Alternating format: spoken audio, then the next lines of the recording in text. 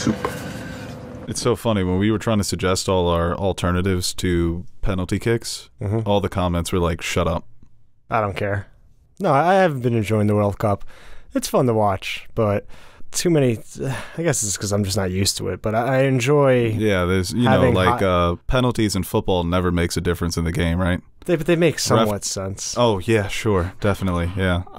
Every pass interference is totally accurate. Every offsides, every spot too. It's amazing that those refs know exactly pass where interference. Here's a touchdown. No, it's pass interference. Here's 60 yards. Play better, D. I do enjoy trolling with football or soccer. Football. Things I don't know what I'm talking about. You enjoy that for everything, really. Yeah. But I only do it with you guys, but I have fun with it. Like Harry Kane. Sad to see. Just wasting his career away. And I just like putting narratives on players I don't know about. Ronaldo coming off the bench. Not my goat. Bench Aldo. Messi, the refs obviously rigging it for him. What's something about the French I can say? They're all depressed. Yep. Mbappe. Sad fella out there. What is he, like 23? That's your best player? Some child? Way to go, France. He's actually the best player in the world. Thought Messi was.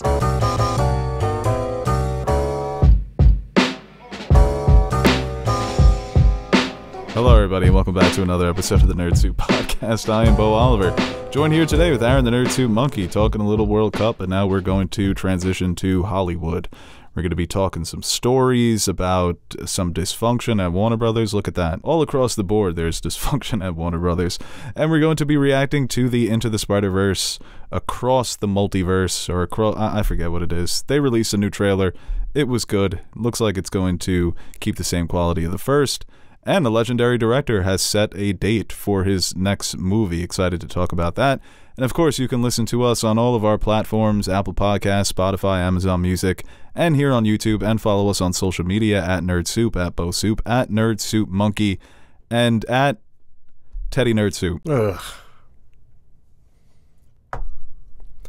What else is in the news?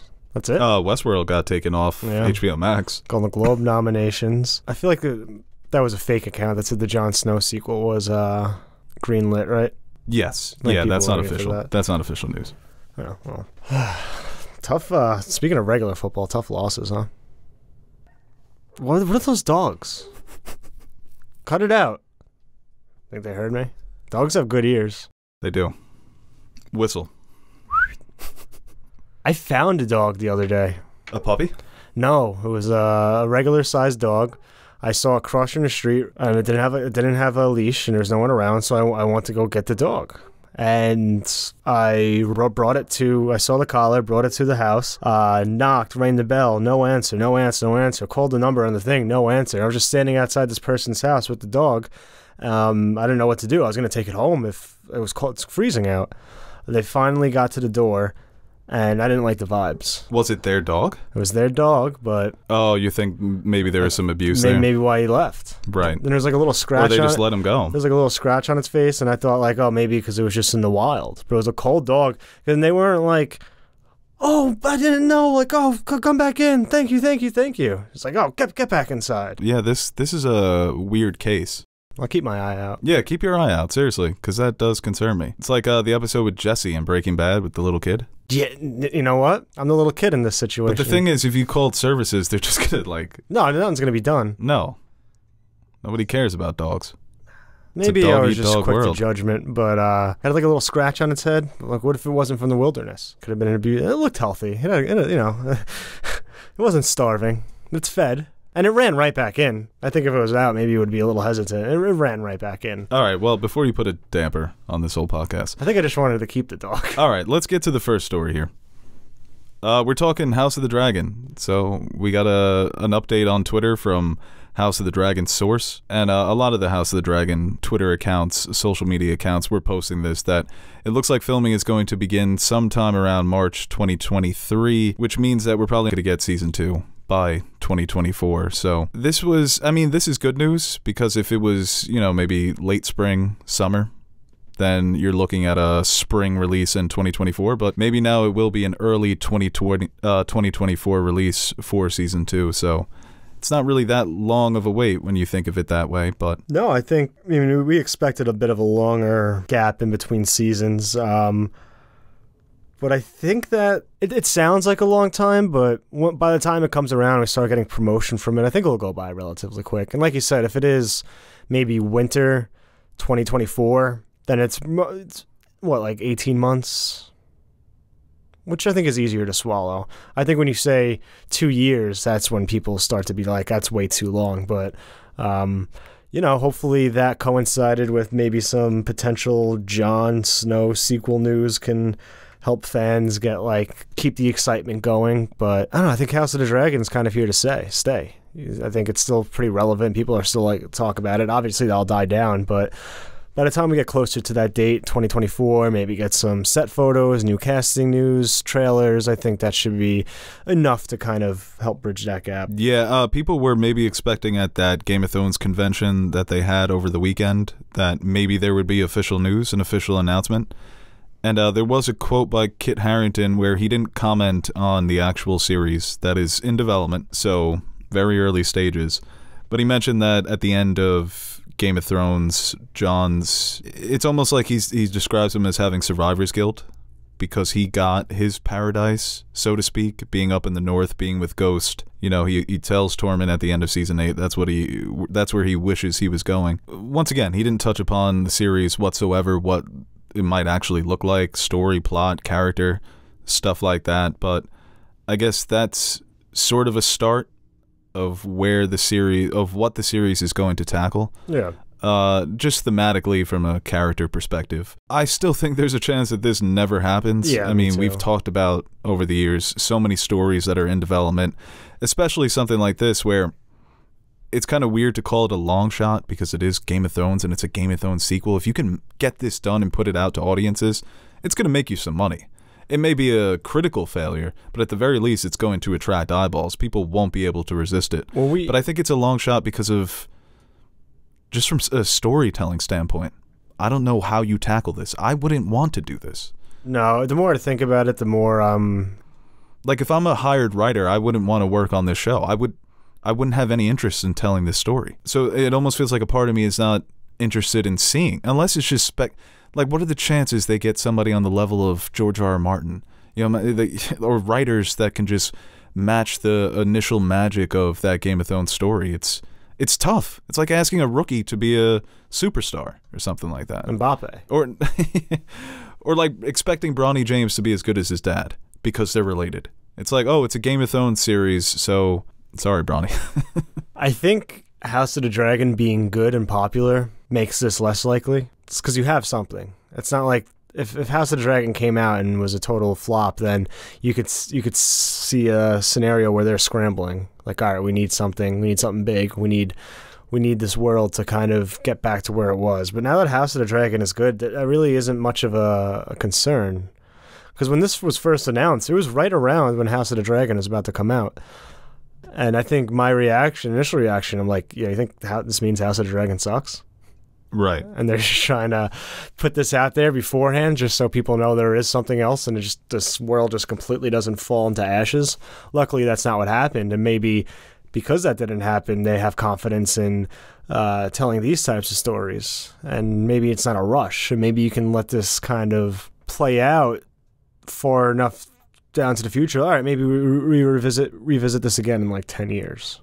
But we don't necessarily have to do it right away. Well, 10 years is closer than it sounds now. Yeah, well, House of the Dragon is a spinoff of Game of Thrones, and now it looks like it could become the main thing, where do we go from here? Two Golden Globe nominations. No Patty Considine, though. What other spinoffs do we want to do with the Targaryens and dragons? There's so many different characters that fans of the books are obsessed with. So if we believe the reports that this is something Jon Snow... this is something Kit Harington brought to... No, he had it right the first time. Warner Brothers. If we believe that Aegon Targaryen VI brought this to the HBO executives, then you can kind of put some water on the fire of Game of Thrones is desperate, and they're trying to recapture the magic. But I don't know. You have to just take these reports. You have to take all reports with a grain of salt. But the way he's spoken about the character in the past... makes me believe that, yeah, it was his idea. And that even the boldest even the greediest of executives wouldn't even imagine to do this. That it would have to come from the greediest of actors. The greediest of actors, right? And I don't, he doesn't strike me as. No, I'm joking. But I think it's funny. Just imagine like calling his agent. It's like, how do I make $7 million an episode again? You know what? I liked making that much money. How can we do that possibly? Thank God I wasn't killed off, right? Well, now that I'm the only like main character coming back, I could probably get all of Lena Headey's and yeah, I'm gonna need that Danny money. I need that Nikolai that Danny Coster-Waldau money. I'm the last Targaryen, bitch. Yeah. Did you also see the report about George R. R. Martin having 500 pages left of Winds of Winter? Well, you don't care what I have to say about penalties. I don't care what George has to say about his fucking book, because 500 pages. I didn't say I didn't care. 500 pages is still like a decent amount. Well, it tracks with what he said a few weeks ago, right? That he's got 2/3 of it done. Sure. And we did the math on that. I know, yeah. It's still going to be 3-4 years. Yeah. So I'm a Tolkien guy now, by the way. First of all, that's another thing. Have you read these books before? Because I feel like sometimes you've said you've read them, and other times you're like, I've never read them. What books? What books? Lord Harry of the Potter. Rings? Yeah, Lord of the Rings. The first one. Yeah. Yeah. You have read it before. I'm going through them. Okay. But I didn't want to go. I wanted to make it like a seamless. You did make. I think it was the fan question pod. Like you were dusting off the old books from the shelf, like they were old friends. No. Going back in. I read the first one. COVID? COVID? No. You're a son of a bitch. I'm trying to remember when I read it. It was like COVID time, maybe a little after. That was a book I always brought with me when I traveled, but I never opened it. You ever have one of those? It's like this plane ride. I'm gonna read it. Mostly comic books. But yeah, and then I had to. Big Tolkien guy now. He's fucking. Yeah, because you're not waiting on that motherfucker to finish a book. Yeah, and his shit is done. Legacy secured. The more I read, it's just Peter Jackson's interpretation just doesn't sit well. Oh, God. That would be awful. No, there's some changes that are much welcome. But there are a few things, like I would have enjoyed Tom Bombadil, or however you say it. That's another thing. I can't say names. I need to hear them, since I never... Oh, well, yeah, I'm the same way. I mean... Or even the audiobook, when I hear it, it just doesn't, like... Nothing sticks with me. It just becomes... Yeah, you don't remember it, but you know who they're talking about. If I don't read it, I need to hear it. And if I only hear it, I need to read it. Okay, now I'm confused. I need all the information. Aren't audiobooks just fantastic? They, good and bad. They relax me. So sometimes I get too tired. Or if I have another You don't listen at the gym? What? You don't listen at the gym? I on the treadmill, but if I'm doing other things, then it's just too much going on. But if I am at the gym, or if I am just lounging around listening to it, I get listening to something doesn't negate me from thinking about something. So I'll be listening to it, but I'll also be thinking about lunch. Oh, yeah. I know what you're saying. So I'm like, oh, well, now that I know what I want for lunch, but... Just missed an entire chapter. And I rely on the fact that I know what's happening sometimes. Yeah. So I'm like, oh, yeah, this is when they're doing that. Well, that's how when I got to Feast for Crows, I was like, I'm going to speed read this bitch. And I was just mowing down lines and sentences like Daenerys doing King's Landing. Well, a lot of the moments are like when the council, Elrond's council, I think, is more information. And sometimes I enjoy those parts the most. Or when they first meet Galadriel. Like, I really enjoyed that because it's just more extended and you get a lot more information. But, like, or even when they find the Balrog. But, like, even before that, when they're going through the mines, I'm like, just get to the Balrog. I know they make it out, except for Gandalf. I know he's not dead. Where is he? That version of Gandalf. But, yeah, it's been fun. I just find myself spacing out sometimes and having to go back. Or if I'm like, I kind of know what's going on here, so I'll have to go back, which reading, that doesn't happen to me. Yeah, I'd like to listen to those books one day, or read them, however you want to say it. Well, reading, it's weird, because I won't have other thoughts, but I'll read something and I'll just be like, I didn't pick up any of that, and I'll have to go back. It's much easier to go back than to rewind and try to find the spot where you last remember. Talk about, he has albums of songs in that book. I'm not even done with Fellowship yet, and there's just a song every other page. Yeah, it's funny when you read a song in a book like that. When I used to read them in Song of Ice and Fire. So, George is a songwriter. It almost feels like he didn't write it. Like the characters wrote the song. George isn't a songwriter, he's just an author, you know? I thought some of his songs go pretty hard. Look, like Legolas, like, was just singing a song about, like, a river. Oh, River by Joni Mitchell.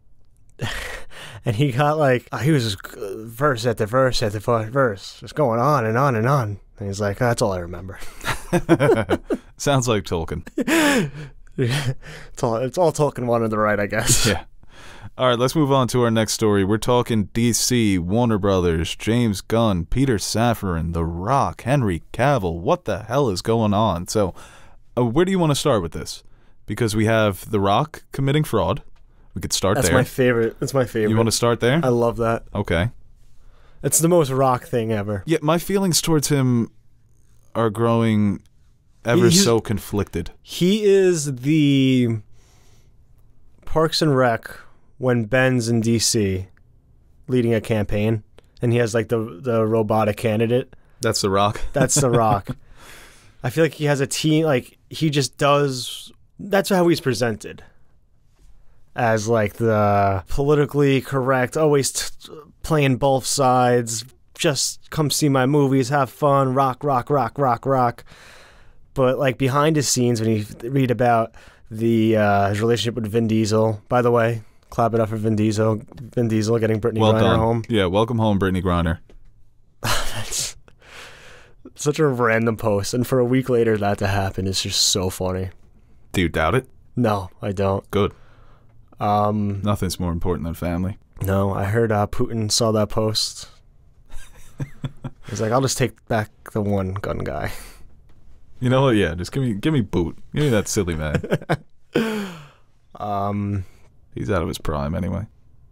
I think it's a good deal. I mean, Brittany Griner, can that guy dunk? I don't think so. Russia robbed.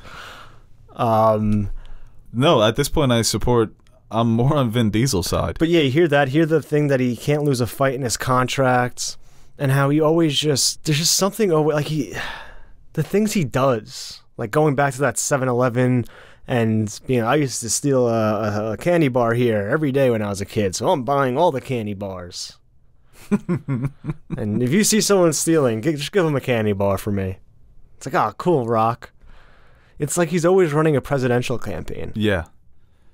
He's like a character from The Boys. But I think he gets so obsessed with his image sometimes, and like he can't have a flop. His movie has to be #1. He has to be the center. Well, the thing is, he's had a lot of, not flops, but disappointments over the years. And he's done a good job spinning them, but I think this is the most shameless he's been in trying to spin a movie as a success. I think that gets you always like trying to be the biggest movie star in the world, and that's something he has to live up to and has to constantly convey to people to but he keeps playing it safe, and that's the old adage of, and this goes to your point of trying to appease everyone. He never takes any swings for the fences. It's always very standard, PG-13. It's never going to be R-rated. There's never going to be a lot of blood. There's not going to be cursing. I still say to this day the best he ever was, well, Gridiron Gang, but recently The Rundown. Right, The Rundown there. Scorpion King. No. The best he's been was in Fast 5 when he was just an asshole, but he's also 6'5", jacked, handsome, so you like him. He's a likable, pure propaganda superhero in those movies. And then eventually he got away from that, and then you have Hobbs and Shaw, where it's like you don't even, he's trying to be the dad, and he's got a little girl, and he coaches soccer, and he's got a problem with Jason Statham because he doesn't play by the rules, and I'm The Rock, I play by the rules. Once again, I'm conflicted towards him because I commend him for his dedication to Black Adam. I think many actors would have said, I'm done with this. This has been 15 years in the fucking making. What's taking this so long? He stuck by it. He wasn't too big for that. And also his willingness to do TV. But then again, the young Rock. How self-indulgent can you be? I don't give a fuck about you're still alive. Like, you're still making your legacy. You're arguably at the height of your career. Chris Rock did it. But that was hilarious. Come on, Terry Crews. Like, you're still carving a legacy. Yeah.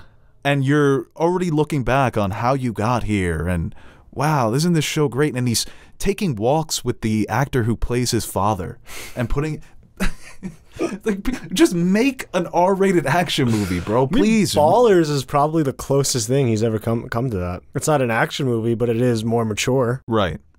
Yeah, and even Pain and Gain, which a lot of people like. And there's one more that's I can't remember it. Wasn't Baywatch was terrible, but wasn't it rated R? No. Okay. I thought maybe it was rated R. Yeah, I mean, he perfectly represents the corporate takeover of Hollywood. Hollywood's always been about making money, obviously, but now it's become this obsession with growth and how much can we wring out of this, and just being everything trademarked, everything being about your image, and he's the perfect poster boy for that. So with this news about him, so there was a leak. There was a financial report that was leaked. And Warner Brothers is now claiming that it was The Rock's team who put it out there. Once again, putting a spin on this, that the movie, when you factor in that they've only spent $100 million in marketing, bullshit. And when you factor in projections for physical media and streaming, that it's going to make between $50 and $70 million. And then later that day, we got the news that James Gunn is tearing all of this shit down and wants to start fresh. And another element of this story, sorry if you're being long-winded, is that the whole Cavill Man of Steel 2 thing was never official. That never came from Warner Brothers. That was sort of like a favor to The Rock. Yeah, we'll put Superman in your movie.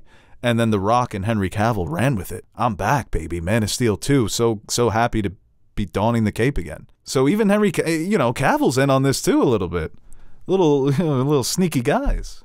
Literally leaking stories to the media trying to push the hands of studio executives, which is kind of hilarious. No, it's pretty badass. But I think in Cavill, like, he probably just was like, okay, I guess this is happening. I don't think he ever... But I mean, if you're someone like Henry Cavill with that fan base on social quit media... The Witcher. Then that's like being naive then, right?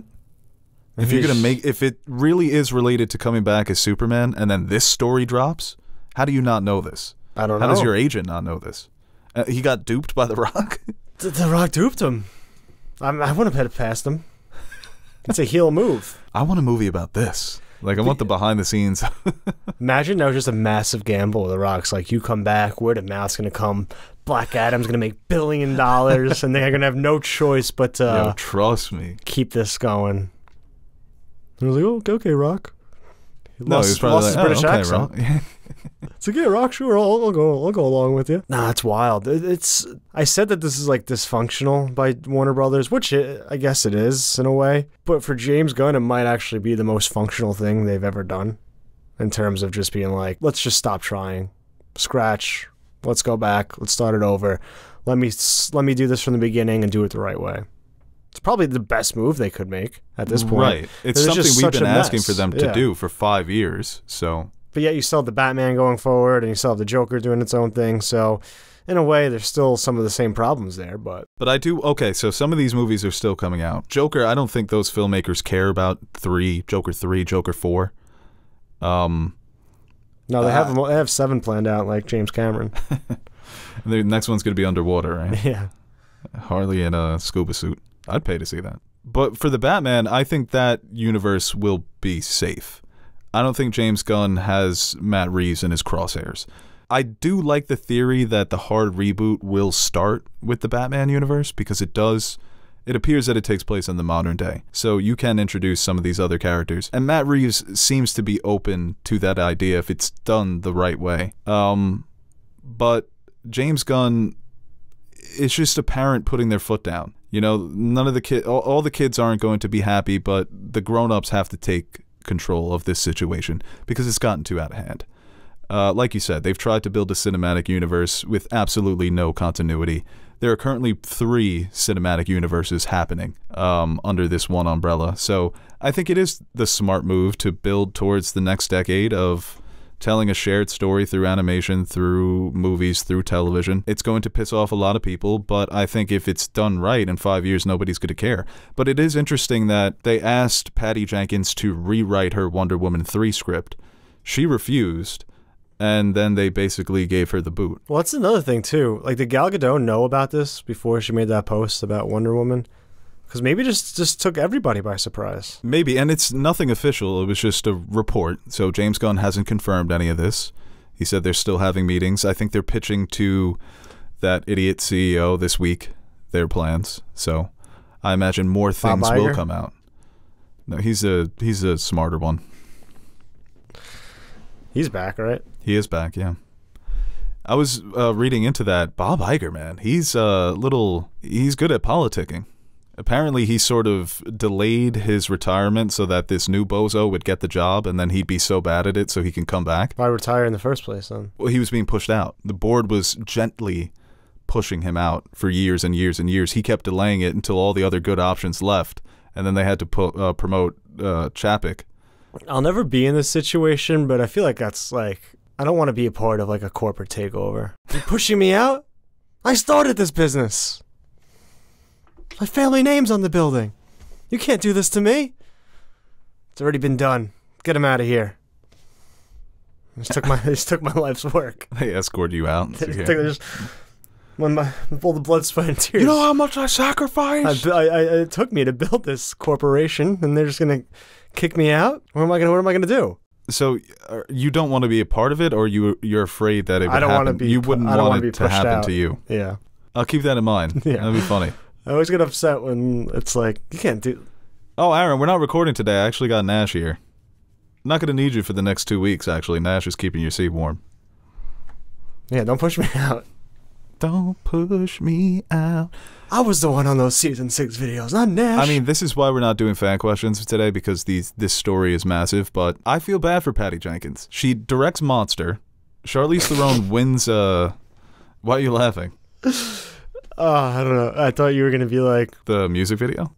No, like Gal Gadot. Oh my God.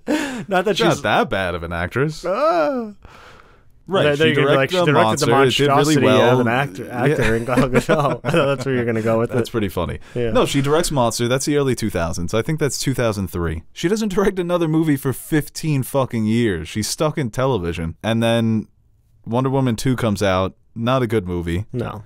But now it's like Patty Jenkins, you're never allowed to direct anything ever again, sort of thing. You know, if she wants to become one of these premier blockbuster directors, and this is now the reality for her, that she can't even finish a trilogy that she started, it is upsetting. And I do feel bad for her, because we've seen it time and time again, that so many directors will give us shit after shit. I mean, look at some of the movies The Rock has made, and some of those directors. They just keep coming back. They get promotions, you know? Patty Jenkins, they're going to put her back on music videos. Patty Jenkins and Martin McDonagh, director on director, and they were like, no, let's get Taylor Swift in here. When you think about, like, Taylor as a director, like, it's not like does direct her own music videos. She's doing a feature, so it's not out of the... I truly think... And I mess with Taylor Swift because you pretend to be a Swiftie, and it's a fun back and forth that we have. But that... For Martin McDonagh to have to sit across Taylor's, it would be like doing a pop star on pop star, and it's Taylor Swift then Damian Lillard because he dropped a rap mixtape. I'm not Taylor Swift is the biggest star in the world. She's not a director. Wait till her movie. Did you see the? I forgot what it was, but it was like the Swifties stay undefeated. Oh, it was a critic being like, I can't wait to give this movie a 3-star on review when it comes out. When the news of Taylor Swift was directing a feature, and like a Swiftie responded something along the line of like, basically, oh, you're already shitting on him for already deciding when he's gonna rate a movie, and you look sickly. In parentheses, like, unless you're really sick, then I'm sorry. Something along the lines of that. It was very funny though. Well, apparently the story for Wonder Woman 3 involved bringing back Steve Trevor to life through the Lazarus Pit. And then the powers that be, the evil powers, the evil forces, would use Steve Trevor as a way to invade Themyscira. Because he's been there before. Why do we have to keep bringing back Steve Trevor? Well, James Gunn said we're not. James Gunn told Patty Jenkins rewrite it, and she said no, so... Yeah, when I heard that story leak, I wasn't too thrilled about it. I mean, look.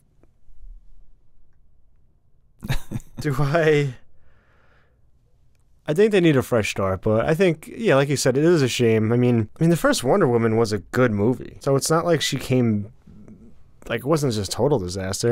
1984 kind of sucked, but I think you deserve another chance to go after it, to finish your trilogy, but I think if it's just a overall overhaul of the universe, I think, you know, it might be a good idea to kind of wait and see, though, like, in what ways, like, maybe it makes sense to bring them back for another Wonder Woman movie.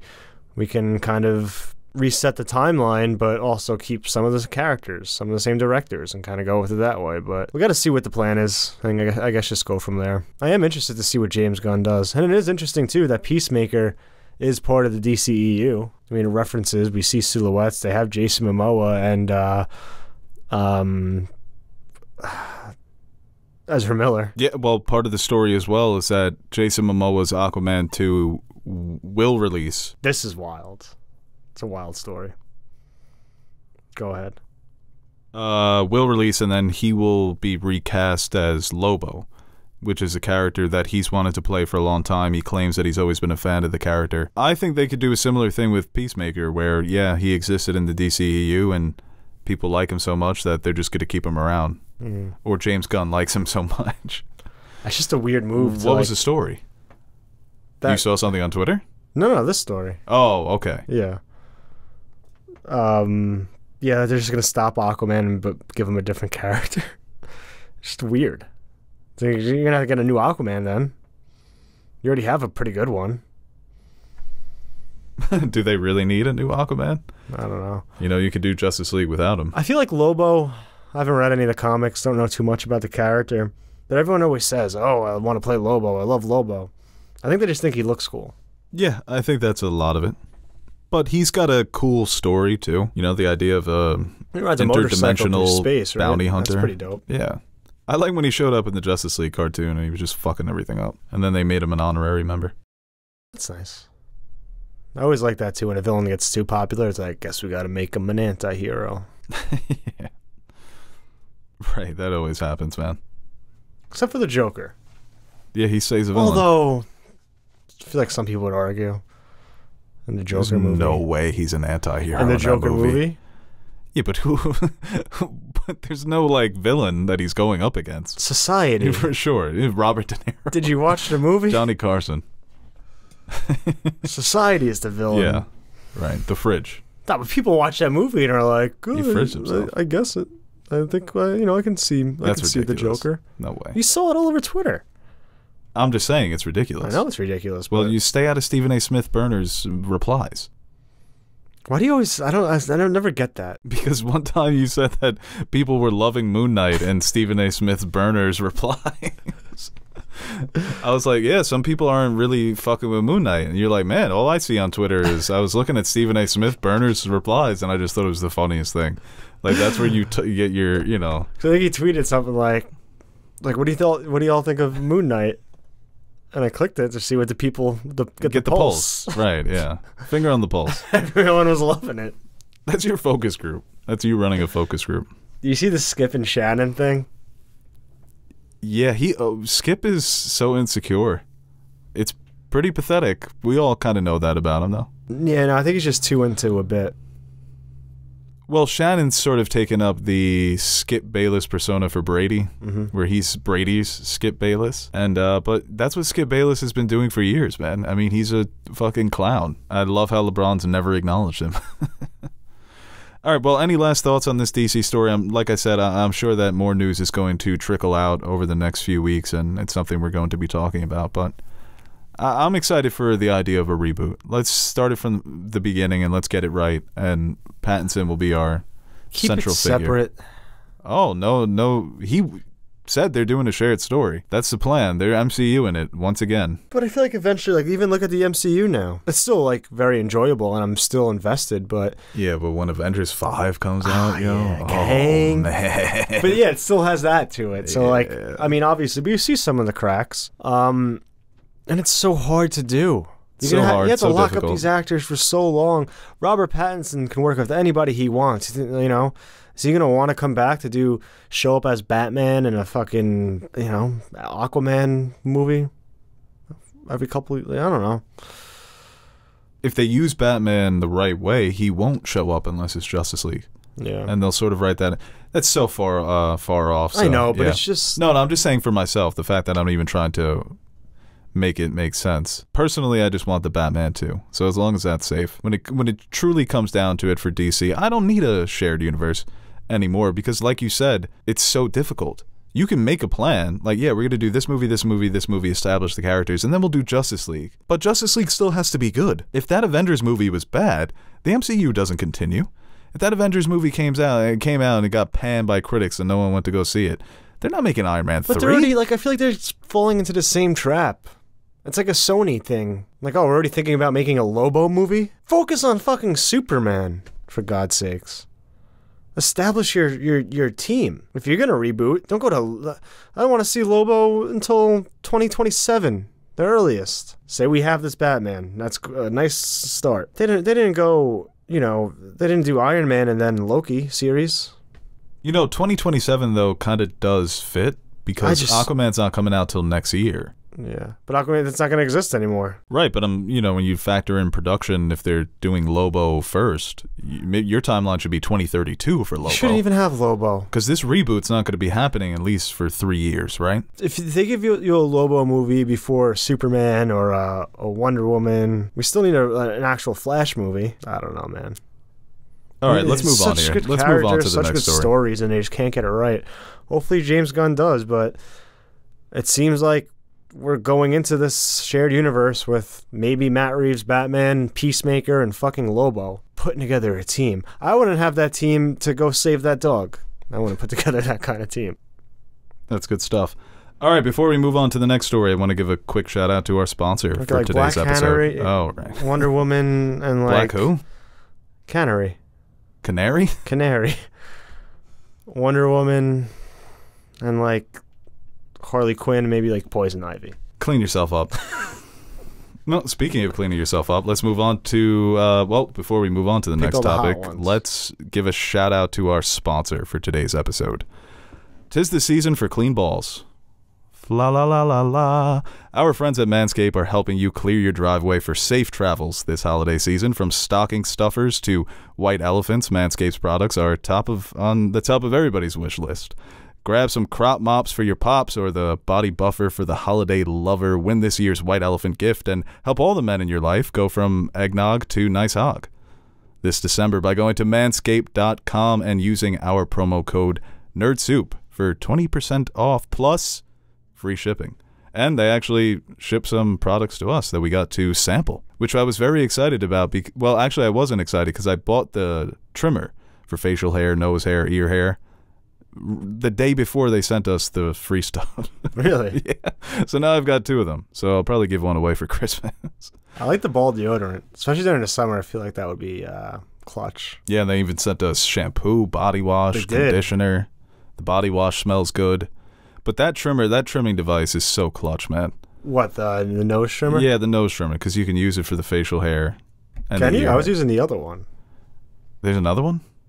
Just the regular trimmer. In the box, right? Yeah, that stuff was good. I didn't use that yet. You liked it? Yeah. All right, well, you can also, like we mentioned, you can put away the loofah, get a body buffer. Apparently, it's much easier on the skin. They've even got whole packages for nail care, for tweezers and clippers. They've got cologne. So head on over to manscaped.com and use our promo code NERDSOUP for 20% off and free shipping. That's promo code NERDSOUP at manscaped.com. It's the perfect gift. That will be the biggest hit for the man or person in your life who needs these products. No, I tell you what. Women. Like, not even because this is the ad. Like, as you get older, you realize how much, like, self-care products or, I guess, like, grooming products that I've never used before that I'm like, oh, this makes life so much easier. Because I used to, I'll get, like, a 2-for-1 body wash or 2-in-1 shampoo and call it a day. I never cared about my skin or what things I use. And I feel like when you get older, you're like, oh, got some... Maybe I should start.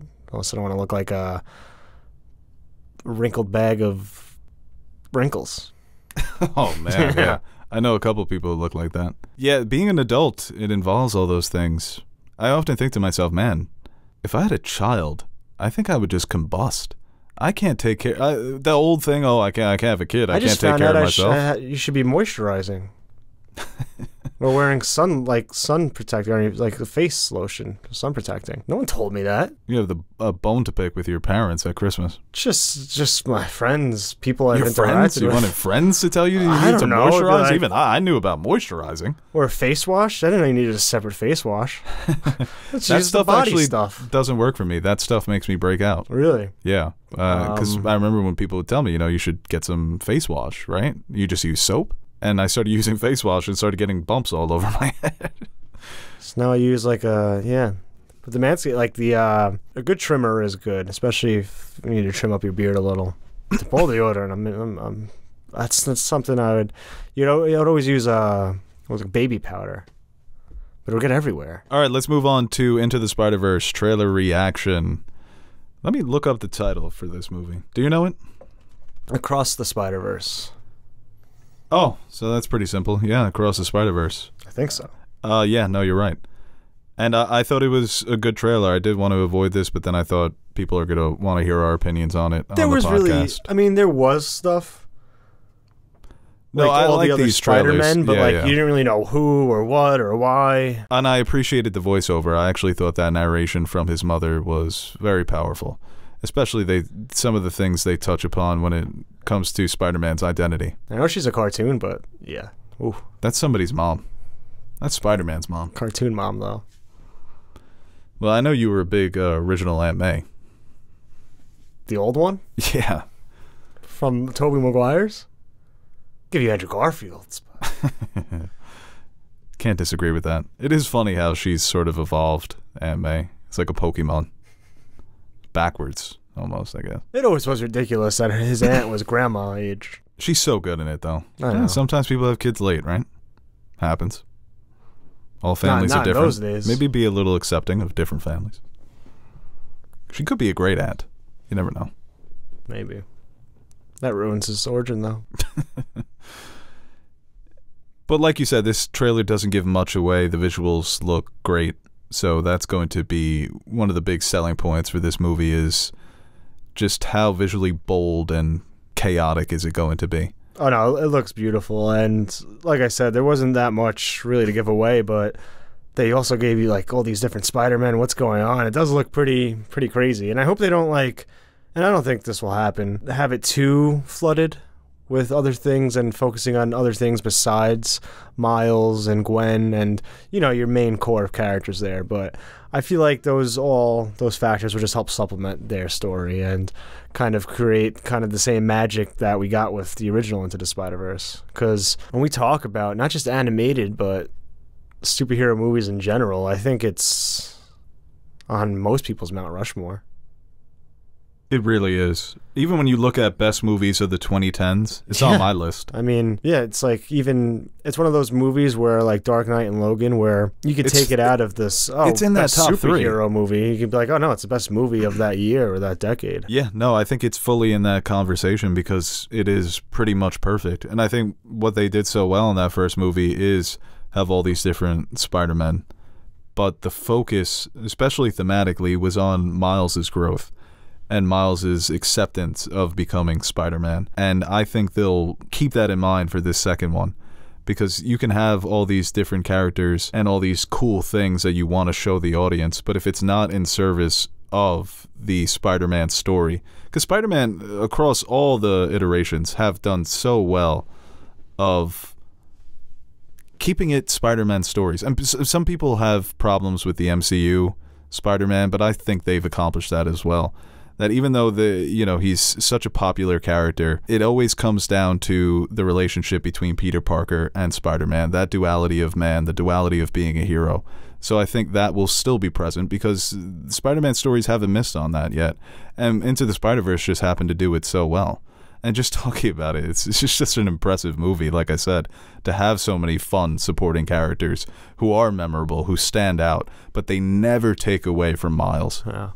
I mean, even when we saw the unfinished first half you hour like bringing that up at Comic-Con, I was just believing that we knew it was just going to be a great fucking movie. Like, I was just so impressed with what they were able to do. That was like seeing Messi at like 15, you know, or something like Yeah. that. So, This kid. Yeah, it's one of those, like, it's hard not to have it be like the most anticipated movie like coming up. That's going to be one that June 2nd, 2023. How much did the first one make? It did well, right? I mean, it won a fucking Oscar, for God's sakes. I want to say it made around like 375 worldwide. And I think it took on another popularity, like with you, like winning an award like that, and just being on streaming for so long, because it was on Netflix for a while, right? Yes, it was. So, but I remember even at the time, people expected it to do better, and I think there was a real disappointment there, especially animated Spider-Man. Yeah. Sometimes movies just don't hit as much. And there may have been some sort of confusion. So many of the all of the Spider-Man movies have been live action. So maybe there was a hesitancy of, this is for kids. Yeah, I don't think people understood what it, like, that it was an actual well-made, put-together Spider-Man project. And maybe it was like, you know those Spider-Man cartoons you see on Disney Plus? Right. Maybe just one of those movies, but they made it a movie. Like just some kiddie cartoon thing and put it out without really understanding what it was. Yeah, I think that definitely played a part in its box office.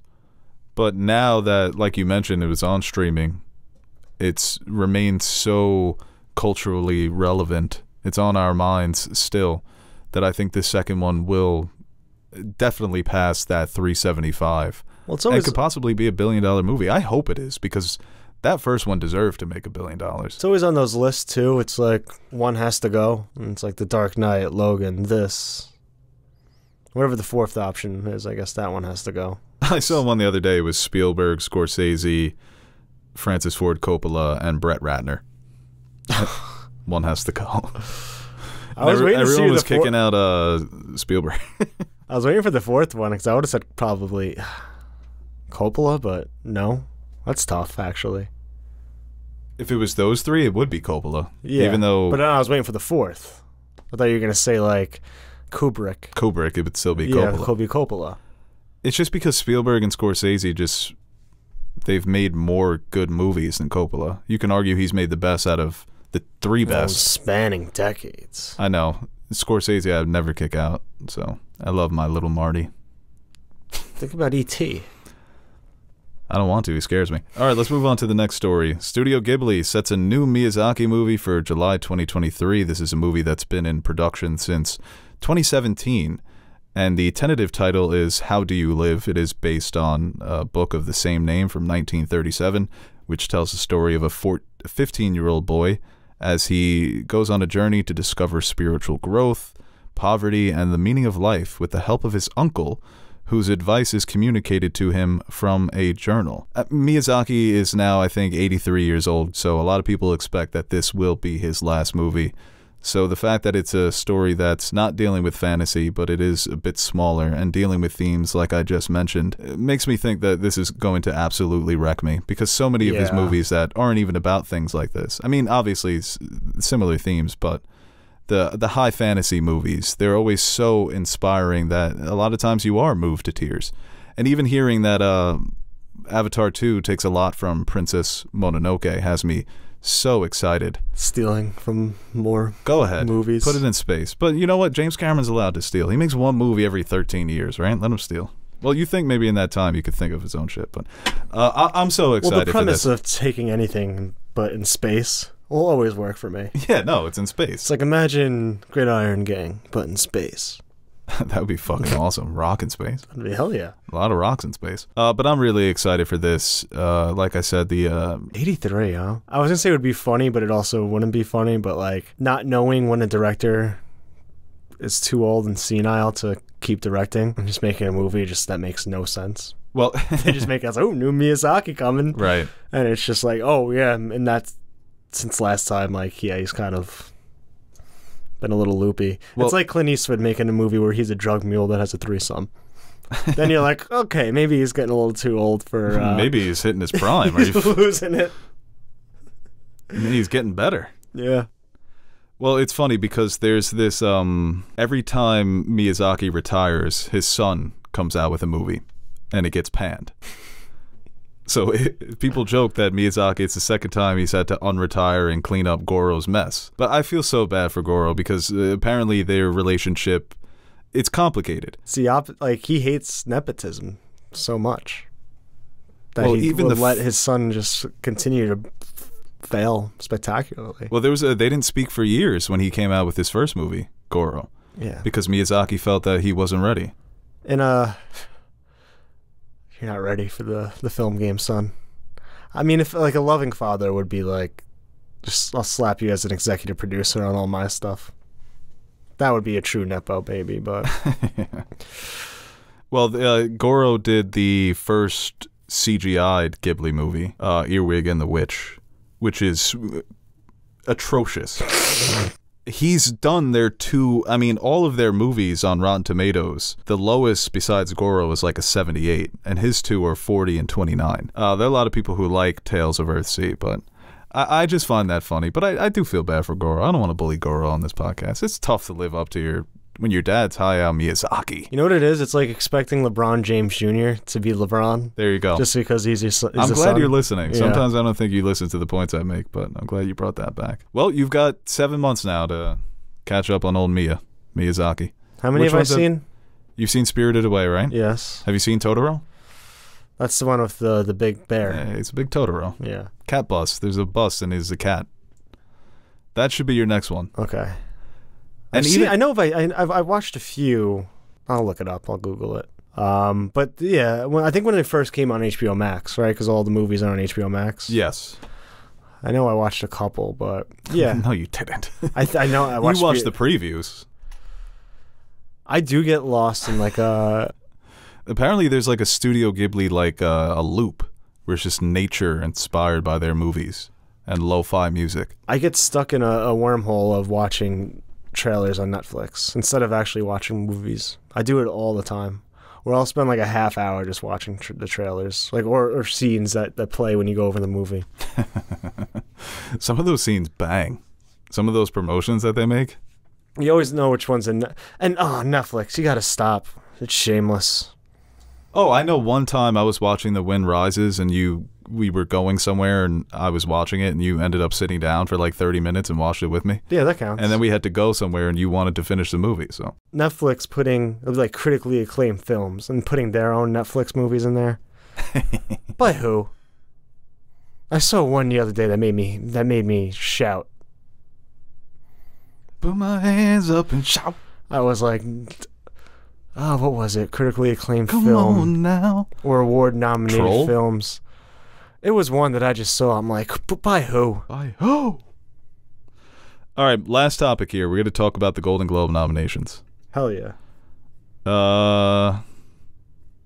What'd you think? I'm not going to read off all the nominations. Like, if Yeah. you guys want to read them along with me. so let's just- Best Motion Picture. Yeah, let's do the Big Daddy. So, the 5 movies that were nominated for Best Motion Picture: Avatar: The Way of Water, Elvis, The Fabelmans, Tar, Top Gun: Maverick. Good group, solid group. Yeah, Top Gun. I mean, that's one Yeah, that you baby. think that you get because there's 8 or 10 nominations, but to be top 5, and obviously Golden Globe splits up their nominations, and they're fun. They're just a joke of a award ceremony, but other than that, I think it's promising. But they are a joke, but it is weird because sometimes they get it more right than the Oscars.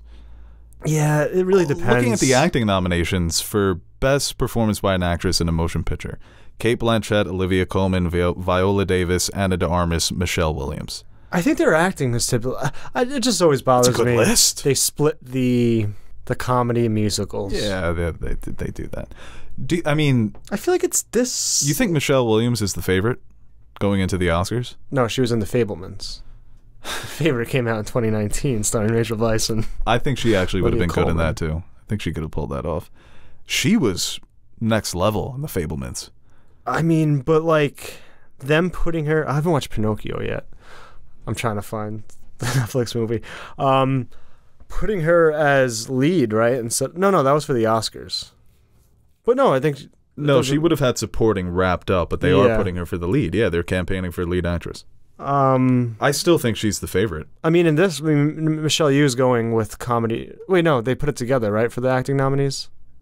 Or she not even nominated? No, she wasn't best. No, yeah, they separated because Matt Damon won for she best. was in musical or comedy. Yeah, see, that's that's where it gets stupid. Like Margot Robbie for Babylon. I need to watch Mrs. Harris Goes to Paris because I love Leslie Manville. She was so good in Phantom Thread. Emma Thompson for Good Luck to You, Leo Grande. That was one of my favorites at Sundance. Yeah. Yeah, no, it's stupid. They didn't have the Golden Globes last year, right? It wasn't televised. Oh, it wasn't televised, right? Yeah, I think. Well, actor is interesting. What it was, Brendan Fraser, Austin Butler. By the way, hold that for a second. Hugh Jackman for The Son. Bill Nighy, or Nighy. I love Bill, whatever his name, Bill Nye. Bill Nye, the science guy. The Sun. I didn't even. What's The Sun? That's where the Golden Globes gets a little like, oh, we want Hugh Jackman to be in the audience. Yeah, with Anthony Hopkins. Same universe. You're just full of podcast jokes today, aren't you? That's not a joke. No. Google it right now. Is he related to Anthony Hopkins? He's the son. Oh my God, Anthony Hopkins is in it. I don't know why you think I would joke around about this. What the fuck? Is it the same actor? I mean, same director? I believe so.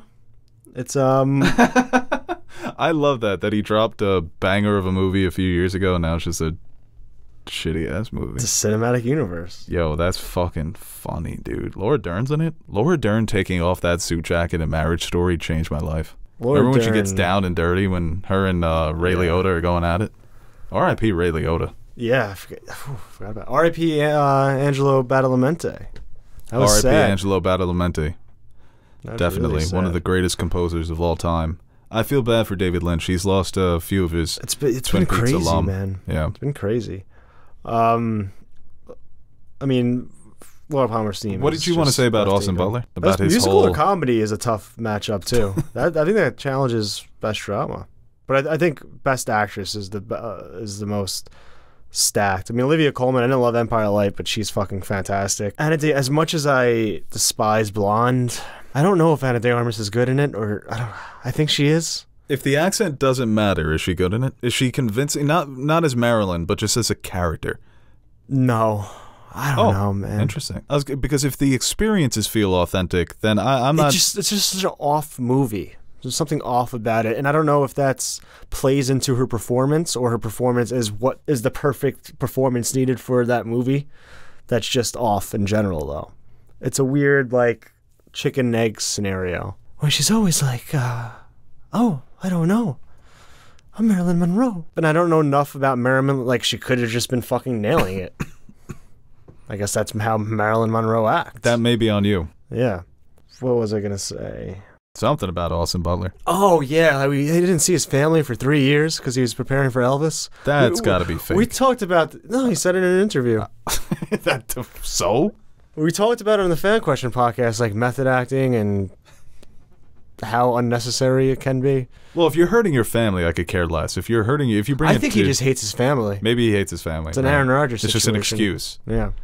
People think, oh, he's such a dedicated actor. He's like, that had nothing to do with the acting. I just didn't want to see my family. I can't talk, you nerve. That was a bad Elvis. Hold on, let me reset that. It was going somewhere. Sorry, Mama, I can't talk. I'm Elvis mode, and Elvis Mama dead. Oh. She's like, yeah, I'm more of a Beatles guy anyway. Click. No son of mine will play Elvis. Stole all of his music. You're playing a thief. You should have got cast. Right, you should have been playing John Dillinger. You should be in one of those Oceans movies. And do that stupid voice. You're just stealing. I'm about to rewatch Ocean's 11. It's a great movie. It is. Soderbergh. Ooh. Yeah, I think he just hates his family.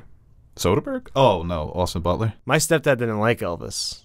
And Baz Luhrmann being nominated for director. Oh, my God. I think he's somebody he works for you or he doesn't. Yeah, he should have got the Variety Director on Director with Taylor Swift. I would have enjoyed that, actually. My stepdad, I don't know if he's one of those, that's not how it happened. Oh, God. He didn't like Elvis. Like he knows? I didn't say it. I let him have this one. You didn't want to? It's like I lived it. was like checking out the ears. Right. Yeah. Wait. Hold on. He is a big Elvis fan. No. I once told him that I thought Elvis was overrated, and he wanted to kill me. All boomers think they're the great. They think they won World War II for some reason.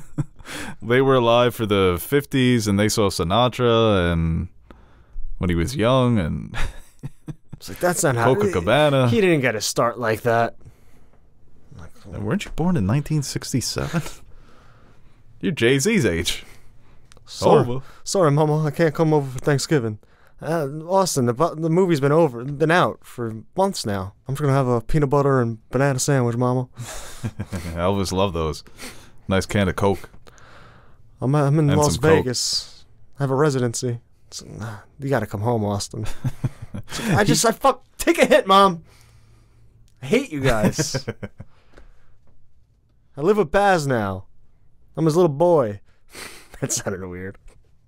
Yeah, well, it's 1950s lingo. I feel like that's something they would say. Well, no, because Tom Hanks is like, "Oh, Elvis, my boy." Right. Yeah. There I feel like go. that was I hope he has an accent in Dune. I hope he's just Elvis in space. Paul Atreides.